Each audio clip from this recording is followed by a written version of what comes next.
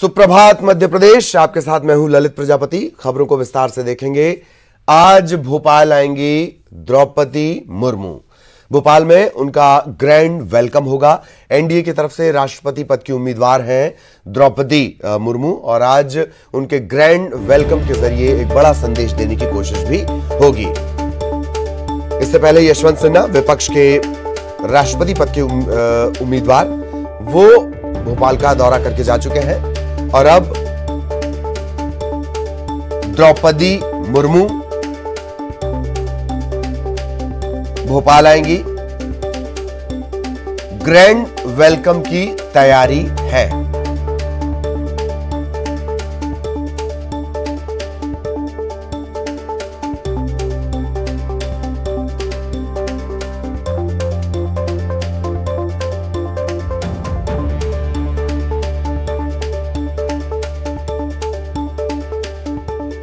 NDA की तरफ से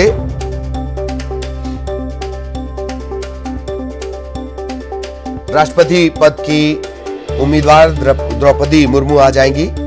जिस तरीके से राज्यसभा का चुनावी गणित होता है, थोड़ा जटिल होता है, थोड़ा जटिल, उस हिसाब से जीतना लगभग तय। और अब कई और दलों ने भी द्रौपदी मुर्मू को अपना समर्थन दिया है। सहयोगी शरद इस वक्त हमारे साथ जुड़े हुए हैं। शरद के पास आपको लिए चलेंगे।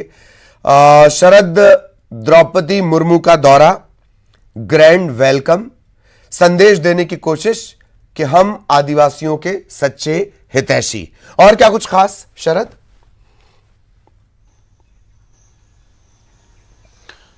बिल्कुल ठीक कहा है आपने। ये मैसेज देने की कोशिश है बीजेपी की कि एक आदिवासी और खास तो आदिवासी महिला को ये जो सर्वोच्च सम्मान है वो देने की जो कवायद है वो की जा रही है, और दूसरी तरफ विपक्ष है जो इसका विरोध कर रहा है।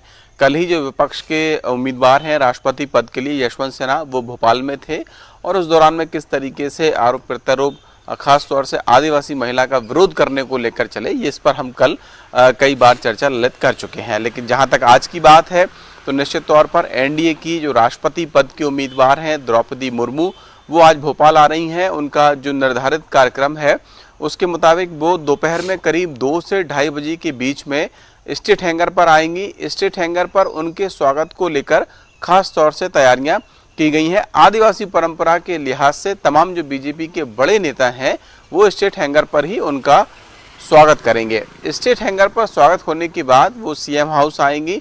सीएम हाउस में जो बीजेपी के विधायक हैं, बीजेपी के सांसद हैं, उनके साथ में एक बैठक उनकी होगी। इस बैठक में संभव है कि वो अपने लिए समर्थन जो विधायकों से या सांसदों से उनको चाहिए उसके संबंध में चर्चा करेंगी। सीएम हाउस में ही लंच का एक कार्यक्रम भी रखा गया है सभी सांसद, विधायक और द्रौपदी मुर्मू का, जिसमें मुख्यमंत्री शिवराज सिंह चौहान समेत और तमाम जो बड़े नेता हैं वो उसमें मौजूद रहेंगे। इसके बाद में शाम करीब 6 बजे उनका वापस दिल्ली जाने का कार्यक्रम निर्धारित है।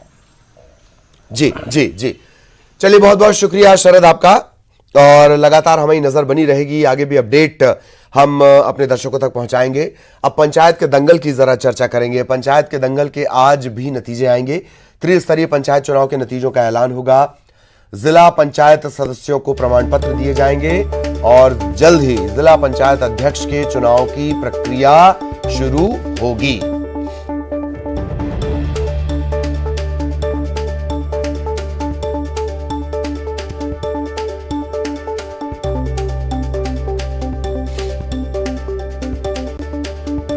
और आज होनी है शिवराज कैबिनेट की अहम बैठक।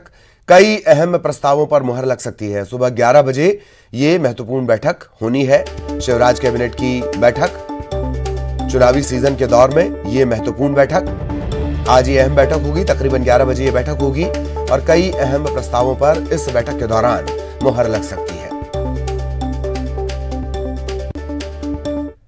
इधर इंदौर में नगर निगम चुनाव के नतीजे आने से पहले ही कांग्रेस जीत का जश्न मनाने की तैयारी कर रही है।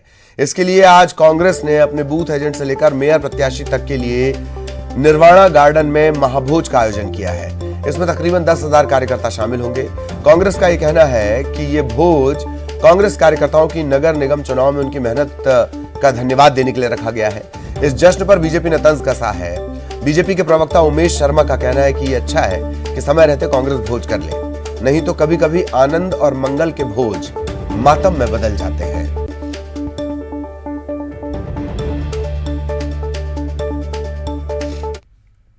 जिन्होंने इस नगरीय निकाय चुनाव में हर वार्ड हर बूथ पर काम किया और आज ये स्थिति है कि हमारी शहर में नगर निगम में परिषद बन रही है, महापौर हमारा आ रहा है, तो कार्यकर्ताओं में उत्साह है। तो एक तरह से कार्यकर्ताओं का मिलन समारोह और उनको धन्यवाद समारोह, और यही ऊर्जा यही एनर्जी आगे बनी रहे जो 2023 में यही कार्यकर्ता विधानसभा ही फतह करेंगे। इसलिए ये कार्यक्रम का आयोजन किया जा रहा है। ये उनकी पार्टी का आंतरिक विषय है और अच्छा है कि समय रहते भोज कर ले, नहीं तो कभी कभी क्या होता है कि आनंद और मंगल के जो भोज हैं वो मातम के भोज में भी बदल जाते हैं। इसलिए अच्छा है कि समय रहते उन्होंने भोज कर लिया, बाद में भोज करने की कोई गुंजाइश इंदौर शहर के मतदाताओं ने मुझे देते दिखाई नहीं दे रहे।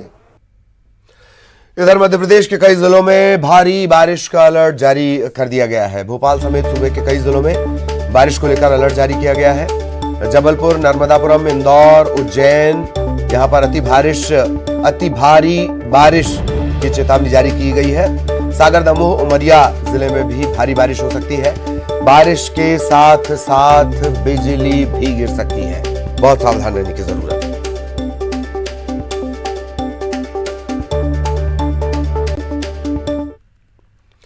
शाजापुर जिले में बवंडर उठने से आसमान में एक अनोखा नजारा दिखाई दिया।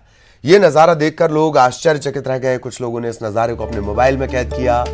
ये तस्वीरें हैं कैसे एक बवंडर उठता है, उसने अपनी चपेट में छोटे से पेड़ को भी ले लिया। तो दो तस्वीरें इस बवंडर से जुड़ी हुई। जमीन से आसमान तक जब ये बवंडर गुजरता है तो एक अलग ही तस्वीर बनती है। जानकारों का कहना है कि वायुमंडल में कम दबाव का क्षेत्र बनने के बाद इस तरह के बवंडर बनते हैं। हालांकि इतना बड़ा बवंडर कई लोगों ने पहली बार देखा। जमीन से आसमान तक दिखा बवंडर का यह अनोखा नजारा लोगों में लंबे वक्त तक चर्चा का विषय बना रहा।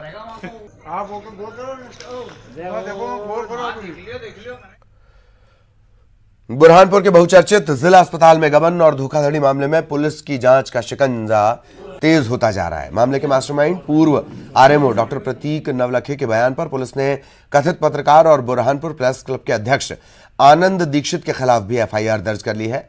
आरोपी आनंद दीक्षित ने डॉक्टर प्रतीक नवलखे को ब्लैकमेल कर 7,65,000 अपने खाते में ट्रांसफर करवाए थे। कुछ पैसे नगद भी लिए थे। आनंद दीक्षित का नाम आने से 1 महीने पहले से ही ये फरार चल रहा है आनंद दीक्षित।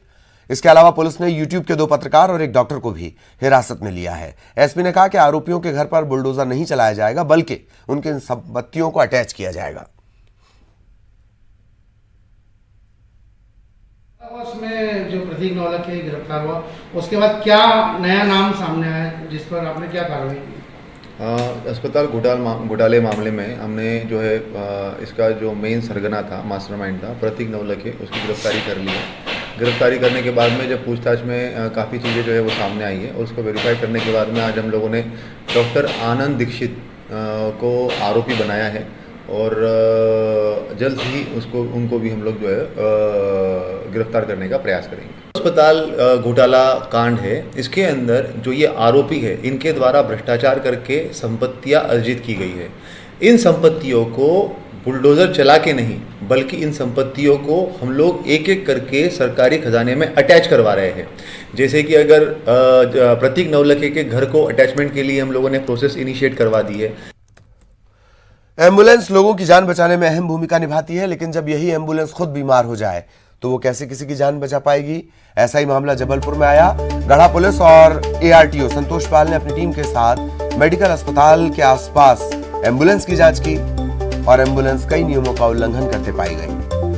जब आरटीओ अमला कार्रवाई करने के लिए मेडिकल कॉलेज पहुंचा तो टीम को देखते ही आसपास खड़े एम्बुलेंस चालक वाहन लेकर भागने लगे।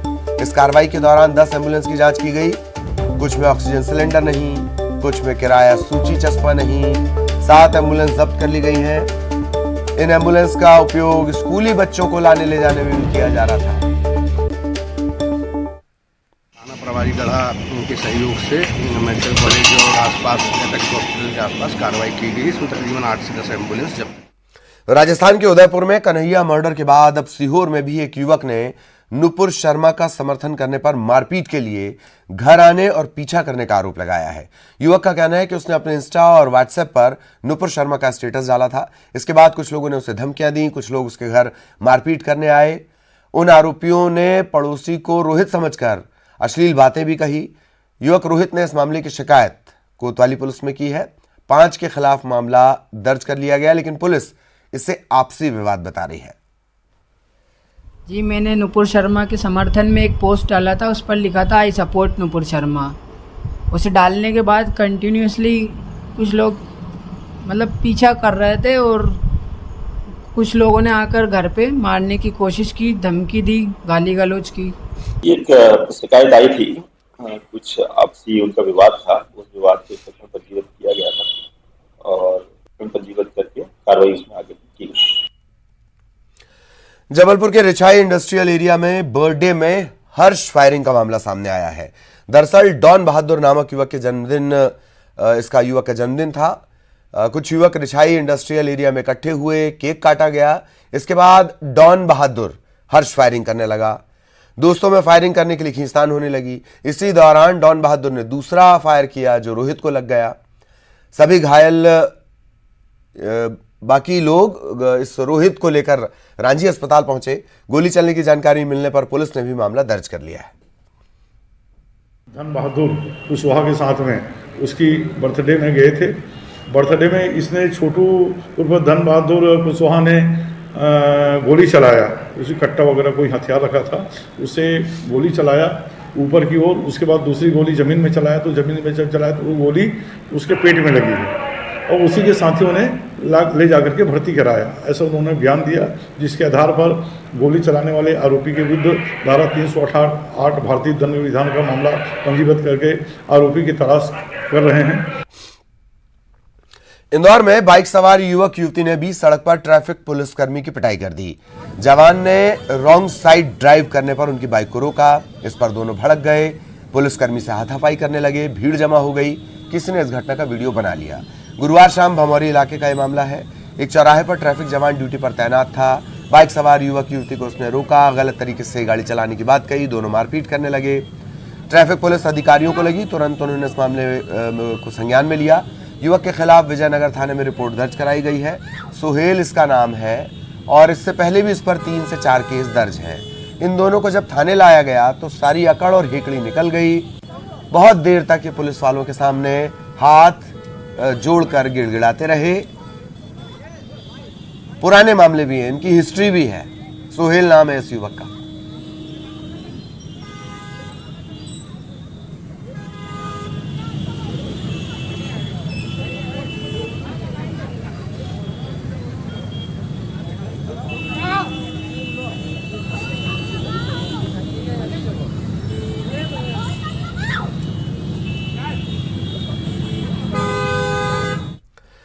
युवतियों से छेड़छाड़ करने वाले 2 आरोपी गिरफ्तार किए गए हैं। सिग्नल पर निकलने को लेकर विवाद हुआ था। आरोपियों ने बियर फेंकी थी।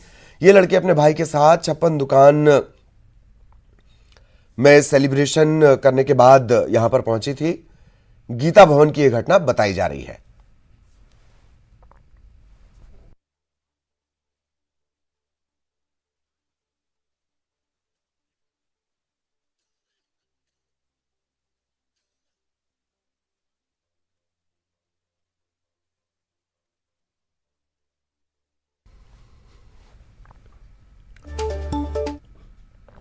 अब खबर ग्वालियर से, जहां एक बेटे ने अपनी सौतेली मां को गोली मार दी। वारदात के बाद आरोपी बेटा फरार हो गया। महिला की हालत गंभीर है, अस्पताल में इसका इलाज चल रहा है। आरोपी अपने पिता की दूसरी शादी के चलते नाराज था। सौतेली मां से नफरत किया करता था। शुरुआती तौर पर यही समझ आता है। पुलिस ने मामला दर्ज कर लिया है। आरोपी की तलाश की जा रही है।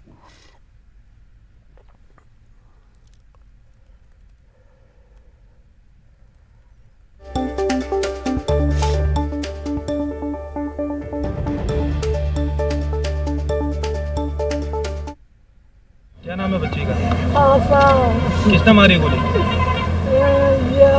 किसने मारी है गोली?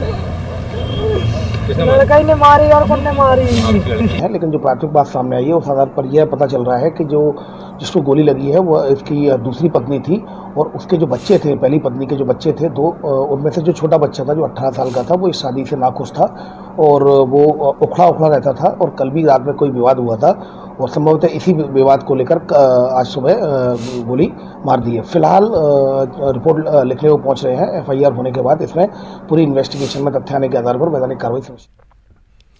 ग्वालियर में 9 साल की मासूम की दुष्कर्म के बाद हत्या के आरोपी को पुलिस ने गिरफ्तार कर लिया। आरोपी बच्ची का रिश्तेदार है। बताया जा रहा है कि आरोपी बच्ची को बहला फुसलाकर अपने साथ ले गया, दुष्कर्म किया और फिर हत्या कर दी। घटना के बाद से आरोपी फरार था। 25,000 रुपए का इनाम इस पर घोषित था। आरोपी की तलाश में पुलिस ने पंजाब हरियाणा तक में डेरा डाला। इस दौरान आरोपी अपने घर आया था। पुलिस को इत्तला मिली और इसके बाद इसे गिरफ्तार कर लिया गया।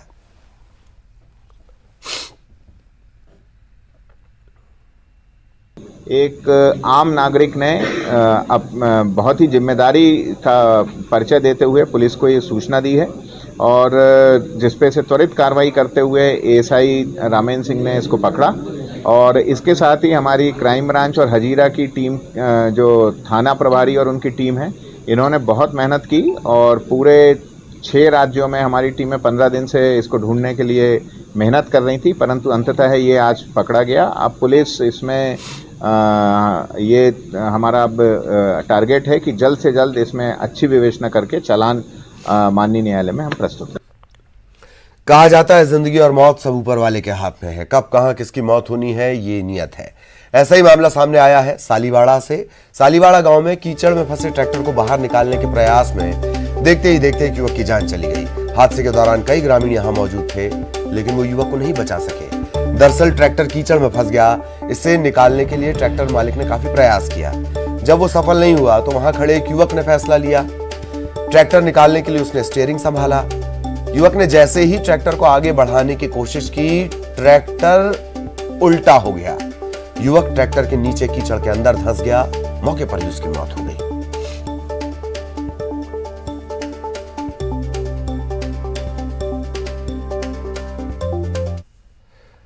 ग्वालियर में 11 साल की मासूम बच्ची की जबरन शादी कराने का मामला सामने आया है। सौतेले माता पिता ने मासूम की शादी 21 साल के युवक से कर दी। बच्ची के भाई ने पुलिस से इस मामले की शिकायत की। इसके बाद पुलिस ने इस बच्ची को बरामद किया। सौतेले मां, पिता, पति समेत 4 आरोपी गिरफ्तार किए गए हैं।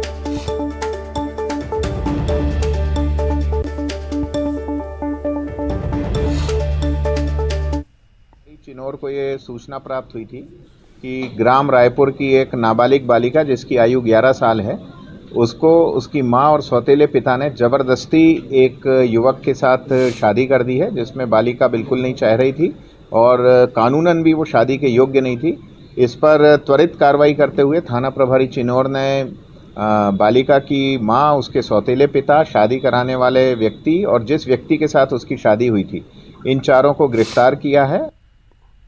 खबर छिंदवाड़ा से। नदी में एक युवक बह गया है। पानी के तेज बहाव में, पुल पर पानी का तेज बहाव था और इसे पार करने की कोशिश कर रहा था। तेज बहाव की चपेट में ये आया और बह गया।